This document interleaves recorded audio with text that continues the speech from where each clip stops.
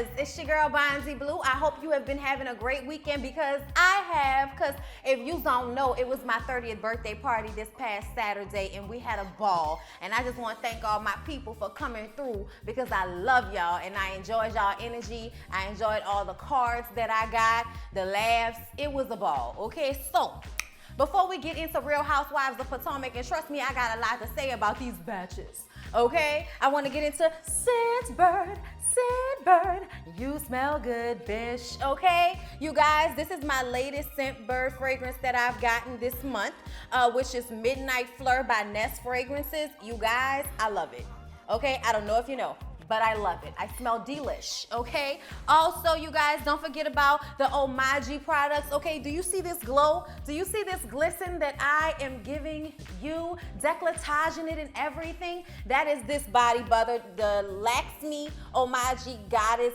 Body Butter, okay, you guys? I love it. It smells like roses, okay? And it gives me this glow. It has slight glitter in it, not too much, but just enough to give you a glow, bitch, okay? And y'all just go ahead and go on her website and check that out. And my homegirl just let me know that her business is back online, Soapy Luv, with a new website, www.shopsoapyluv.com, okay? You guys, this is brown sugar fig, and she has a little note in the back that says, brown sugar fig handmade soap with fresh goat milk and shea butter, bitch. Get your naturals together, okay? It smells delicious. I have another one over here, the Granny Smith apple, which also smells really, really good. And I have another one upstairs in my bathtub that I've been using. I always love her soaps. They always smell really good. I want to smell like a Granny Smith apple. You know what I'm saying? But anyway, you guys, don't forget to check out those products as well as sultrylim.com. I'm actually going to put together a commercial for that. It's just hard to show off lingerie and not look like a thot. And still make your husband comfortable. You know what I'm saying? You have to make this money, but at the same time, you can't be showing it all off. But we did a trial run with my Carl Kanai bodysuit. And if you saw that on my Instagram, you know what I'm talking about, okay? Giving you all the thick realness that I can afford, all right? Look, anyway, you guys, let's get into Real Housewives of Potomac. So the episode started off where the last one left off, which had me pissed off. All right?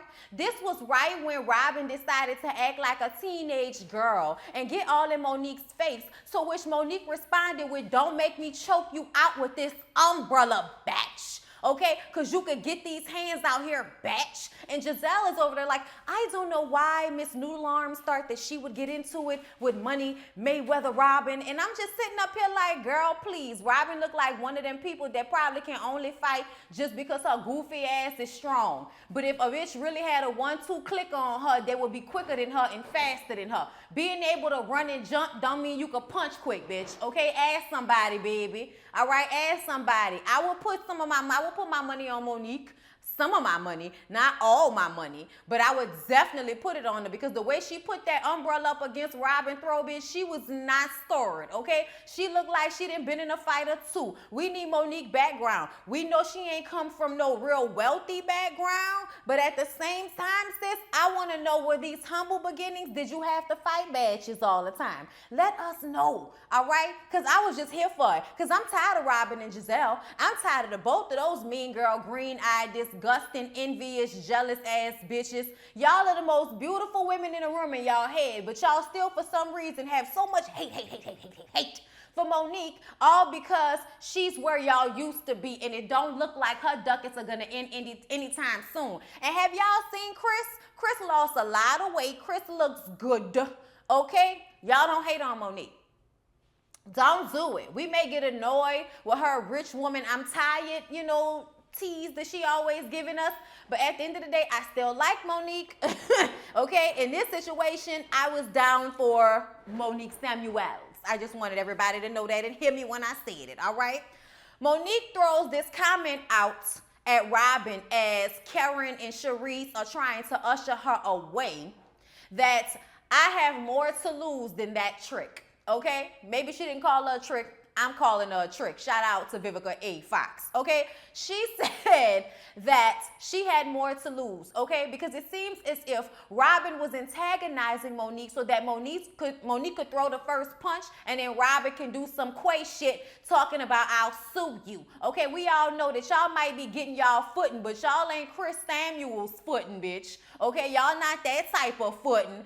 So I would not put it past your thirsty for attention, but no, I don't really want it looking ass, Robin. I would not put it past you to try and provoke Monique to put hands on you. Also that, for one, you could try to make it seem like you're the victim because that's your favorite thing to do. I mean, you even flipped this situation where you came and got in that girl's face and tried to make it seem like when people bring up my past and just always try to make me feel bad about not having money, bitch, this was not about that. This was about the fact that you acted like a grown woman who had nothing to lose by getting your ass in that girl's face. Hit me, hit me, hit me. Like, she need to carry around a hood cousin with her who will do it for her and go to jail, and then she could just go ahead and bail cuz out. Okay, she need a cousin like that. Okay, she needs somebody that don't have that much to lose except for Monique and her support. Okay, like, I'm just saying, Robin, like, that shit right here hit me. All of that shit, it would have took everything in the scriptures from the Lord. Okay, it would have took Jesus. It would have took my mama, it would have took my dead daddy, okay, to stop me from punching the shit out of you. And I don't give a fuck whether I won the fight or not. I'm one of them people that, I don't care if I'm going to win this or not. I just need to get my hands on you. It don't matter if I win, bitch. I could lose, but I'm going to hit your ass, okay? And that's the main point of all of this. It's for me to hit you. I'm sorry. Robin took me there, y'all. I'm sorry. But she really worked on my nerves with that shit. And then for her later on to try to play victim in her conversation with whine about people bringing up our money. Bitch, don't nobody care that you ain't got no money. You care more than anybody else that you lost Wine's money, bitch. You lost Wine's money. Put that guilt on yourself and not on nobody else, because don't nobody else care about how much money you got on this show. Those other ladies, however much money they might have, are all still sitting on the same show as you, okay? So stop. Because people who got long money, once they get to y'all age, they not trying to be on reality TV. I want y'all to show me one really rich person, okay, that is on reality TV. And if y'all bring up any one of them housewives on the white franchises, I'm blocking your fucking ass. I don't watch them hoes. I don't care about them. I'm just playing. I'm not going to block you. Yeah, somebody gonna be like, Lisa Vanderpump, bitch, go to bed. I don't care about them. And they can tell you how much money they got all day, but they still ain't got enough money to not be on a reality show. And we know people who rich enough to not be on a reality show, bitch.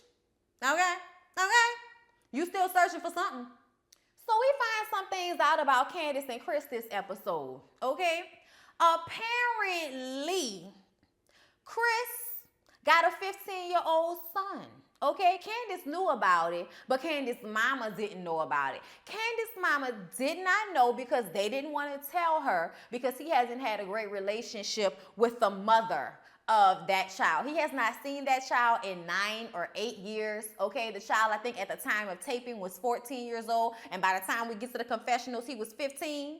All right, and look, I'm gonna just go ahead and hop, skip, and jump, okay? Because Candace was going shopping with her mom and everything, and then she, goes to lunch with her at the restaurant, and it's so funny how she always wants to go and get food from Chris's restaurant. Candace is like, marveling in that, and I don't understand why. Of course, she wants to come and support your future husband's restaurant so that he can start making enough money so she won't have to pay half the mortgage anymore. I'm sure she's trying to relinquish some of her financial responsibilities whenever you decide to marry this man, okay? Because this engagement seems like it's a long way, all right?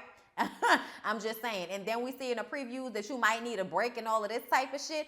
I don't know if Candace is really ready for Chris's life, because Chris is not even ready for Chris's life, okay? The fact that Chris hasn't had his children in his life on a daily basis makes me feel like if that were to ever change, I don't know how Candace would cope, because she's never had to deal with that, okay? Now, Candace has been the child in a situation where parents are divorcing or being in a broken family, so she understands and wants to be a blended family with him and with his other children. The two youngest children, he only sees once a month. And as much as you can try to blame that on the mamas, Chris, I'm looking at you like that's partially your fault as well. How do you only see your children once a month? That's not enough for me. 31 days in a damn month, 29 days, 30 days, whatever, 4 weeks in a month. How can you only have seen them for one of those weeks and like say that you a real parent? Like, I'm sorry. That's just how I feel about it. People need to be there more on a daily basis if you want to really call yourself a parent, okay? Use a fucking aunt or uncle seeing them once a month, okay? And not even my type of aunt and uncle, because I saw my aunts and my uncles way more than that growing up. I don't know what's going on, but I don't know if Candace ready. I don't know if Chris ever gonna get his life, and I don't know if having a child by a man that has somewhat of a history of not being there all the time for the child, I don't know how I feel about that, okay? He may have got emotional and cried and shit to mama, but I'm still looking at him like it ain't always the baby mama fault, okay? Y'all men don't never want to get the court systems involved when it comes to y'all children, and I don't understand why. If you care that much, enough to be crying on national television, enough to actually get on television and hide the fact that you had a 15-year-old as if your 15-year-old was not going to watch this shit and feel some type of way about the fact that that child was hidden. Okay, like that is some bullshit. Okay, this whole situation looked fucked up to me, and I know I was supposed to come here and be like, oh Monique, oh Candace, oh Chris. No. Okay, mama handled that shit nicely, but I would have still been side-eyeing the shit out of the both of them. Like, child, you not ready, and boy, you is not a man if you ain't seeing them children. Gonna talk about you ain't seen that child in 8 or 9 years. Why? Court. That is your child. The fuck out of here. I'm sorry, y'all. Moving along. So Robin. This episode, Robin decided that she wanted to get into contact with a medium, okay? The friend of a ghost, all right? Because he looked like Casper, okay? Casper, the friendly ghost, the craziest ghost you know. All right, look, I remember the cartoon. Don't judge me, okay? I love Casper and the movie with Christina Ricci, okay? Like, I love that shit, all right? But don't worry about me right now. That's my life. Right now, we're talking about Robin and hers and why she thinks that getting in contact with a medium is somehow going to help them deal with their issues and make Juan actually want to be with Robin. I don't know if that's going to happen, but let's just go ahead and get into the sit down, okay? So the medium comes in, and Juan and Robin are sitting there together, and the first thing he says is, there's a woman here. There's a woman here, and she is feeling some type of way about the way she died, some embarrassment about the way that she died. Come to find out, this is Juan's mom. We all know that since Juan was like a teenager, he had been living with Robin and her parents. So he didn't really have any parents around, and it's because they were both deceased, all right? His mom died of HIV complications from intravenous drug use, okay? That is sad as shit. All right, I can't tell you how many times I've heard or even known people that that's happened to. I do know a woman who that happened to. And she's still alive, even though I think she got HIV. I think she has full-blown AIDS, and I think she had AIDS like from the early 90s. So, but she's still alive, you know, but it saddens me all the time because she looks so much different. And, you know, this is one of them people that had she not gotten sick, she would look 20 for the rest of her life. Small, petite, cute, but, you know, was out here living a wild life at a very young age, and this is what happened to her. And it's always been, whenever I hear stuff like that, it reminds me of her, and I always remember being so sad as a child when I found out about that. But yeah, so that's what happened with Juan's mom, and I just feel very, very bad for Juan. But his mom, you know, in her ghostly realm, was giving off energy that she felt if her life wasn't how it was, then maybe Juan wouldn't have went on to be as successful as he had become before Robin lost all their money. Okay, now let's bring it back to the daddy situation with Juan. Juan finds out a year ago that his dad, who is deceased, was not his biological father. He showed up as well. And I'm sorry, y'all. Lies. Them damn crawfish brought the flies, and it seemed like they always got hanger-ons that don't want to leave your house. Ryan and his bios that have now forged some type of relationship, and Robin was wondering how the mom and dad feel about that.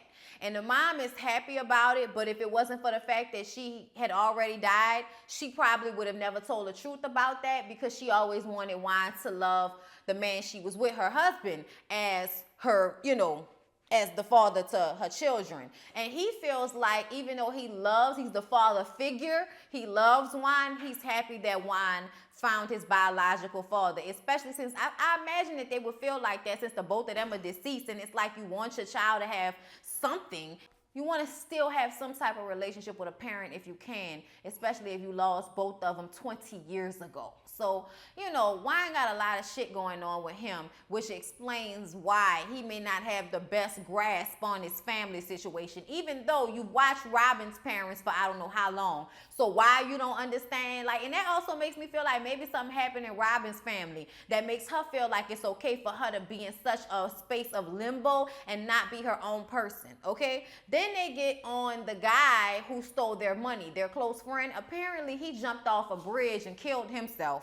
And that's what the medium was seeing when he stepped into the room. He also was sorry, not sorry for stealing their money. Okay, he was sorry, not sorry, but he knew he was messed up, and he knew that he would not be content on earth. And he also knew he needed help, but couldn't ask for help. All right.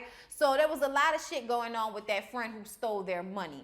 And he still ain't sorry, which made Juan and Robin be like, even in death, you low down some of my bitch. And I'm like, it be like that. That sounds about real to me. You know what I'm saying? Like, I want for people who die to be content, but I also want them to be aware of how fucked up they was. Like, you don't get to just go to heaven and float on by like you ain't never did a fucked up thing in your life. Repent! Also, Robin, don't think I didn't notice that because his mom was happy to see y'all together, that you didn't relish in that. And even though Juan was like, she's happy that me and Robin are together, I still kind of felt like, Robin, you still not your own person though. How are you gonna be in a relationship with somebody moving forward and being better than you were before if you're not changing? You the same person. Yes, you may have gotten these businesses together because now you have a grave fear of losing money. So now you definitely want to be a part of the money-making team in y'all family so that you can relinquish some of that guilt. But at the same time, that does not mean that as a woman, you are solidified in who you are, and I don't see that. I see you adjusting yourself to Juan when you're around him. I see you adjusting yourself to Giselle when you're around her. You know what I'm saying? I see you change up who you are depending on who you with.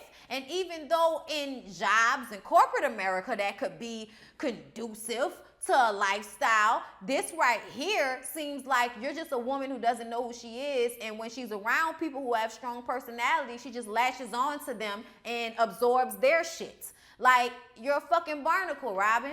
Real shit. And I imagine that's why Juan was over you. That's why Juan didn't want to deal with you anymore, because he was tired and probably spent with having to deal with all of your shit and your guilt on top of that. It probably was easier for him to just walk away from you for a little while, because you need so much and it's very obvious. Like, emotionally, you're like, gimme, gimme, gimme, gimme, gimme. And then on top of fucking up the money, he has his anger with you, but he has to deal with your guilt on top of your I need your attention shit. So, yeah, Robin, I still think there are some things you need to get together yourself before you think you and Juan are going to live happily ever after, bitch. Get that together first. So, because Monique was feeling apologetic about how things popped off at Karen's Sense and See party, whatever, she takes her little cute daughter over there to Karen's house to apologize. And this is when Karen lets us know that she thinks that Giselle and Robin are batches, and they need to stop, okay? Because what they do is very hurtful to other people, and they don't really seem to care. They need to stop that mean girl behavior. Jack and Whack need to stop, okay? I coined it. Jack and Whack need to stop. And I'm like, them hoes are Jack and Whack, boy. That's a good nickname for them two hoes, okay? That's a real good nickname for them two hoes. Jack and Whack. You badges. Within the conversation, Monique lets us know that she is going to be doing a hurricane relief with some partners from the NFL retirement league or whatever. Just somebody she knew through Chris's football contacts that they wanted to load some trucks up and send some stuff down to Houston for Harvey relief. And she calls upon all the girls to come through and help out. And everybody came but Robin because she was booked. Okay, Ashley came and helped out. Karen came and helped out. Sharice was there the whole way. Giselle dropped some stuff off on the corner but didn't stay and didn't speak to anybody. And I felt like, that's fine, bitch. You ain't got to stay and speak. Don't nobody like your funky ass attitude anyway, but we do appreciate you helping in the relief.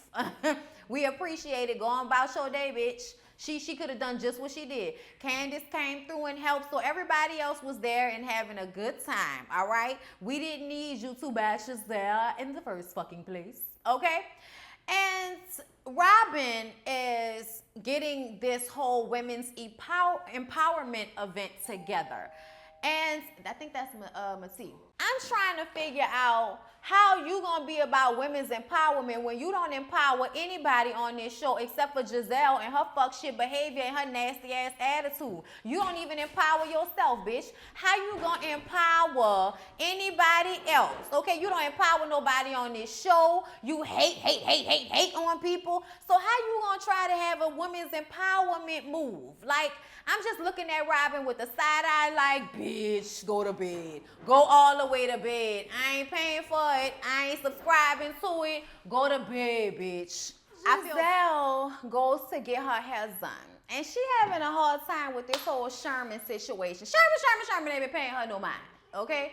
So she is in her feelings about it, and she feels overwhelmed by all of the different things that she has going on. She's trying to write this book. She has her Every Hue beauty line coming out in Target near you, okay? She got a lot of stuff going on. Her girls, the show. So she just feels overwhelmed right now, and not having his support is just very trying on her. As well as the fact that her mom had some minimal damage during Hurricane Harvey because she lives in Houston, which made her feel like she wants to live closer to Giselle and her girls, and that would help Giselle out. But instead of now thinking of a place for her and Sherman and her mom and her kids to stay, and her mom wants her own place, but just, you know, close by, now she has to basically X him out the equation as part of her future. And she's saddened by that. And I just kind of feel like, well, bitch, I would feel sorry for you, but I don't.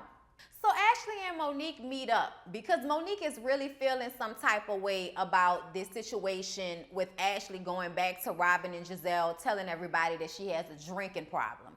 If you were really my friend, I would think you would know better than to go back to those two batches and talk about me. But see, here's the thing. Ashley may have beef with them when she has beef with them, but I also think that Ashley deeply wants to fit in. And if she can get in with Giselle and Robin by talking about Monique, that's exactly what she's going to do. I find it very distasteful and annoying, and it makes me look at her like you are way less mature than I gave you credit for if this is how you're going to act, okay? Because those two batches work on my damn nerves, and I damn sure I'm not going to turn my back on one of the people who's had my back consistently just because they could possibly like me and not treat me so badly whenever we hanging out together. It's just real annoying to me. On camera, Ashley seems to understand where Monique is coming from, okay? She gets it when she's in front of Monique. But in the confessionals, she's sitting up there talking about, Monique, you know that I clocked you, girl, okay? You know I clocked you, and I'm sorry, but I'm not sorry. And see, that's the shit that pissed me off.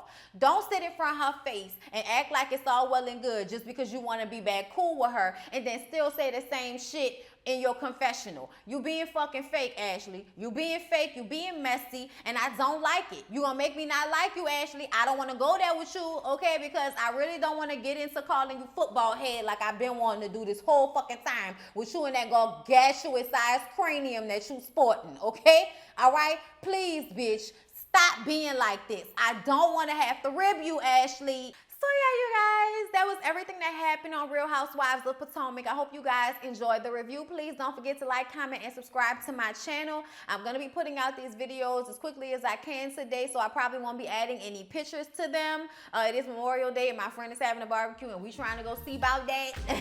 But I did not want to be so behind on my videos. Also, you guys, I'm going to make individual videos instead of doing one big Bondi Blue show. So you guys comment down below and let me know some of the topics that you would like for me to discuss, and I'll be doing separate little videos between today and tomorrow so that I can get those out to y'all. So y'all put those down below, and I'll see y'all in the next one. Appreciate you, love. Mwah!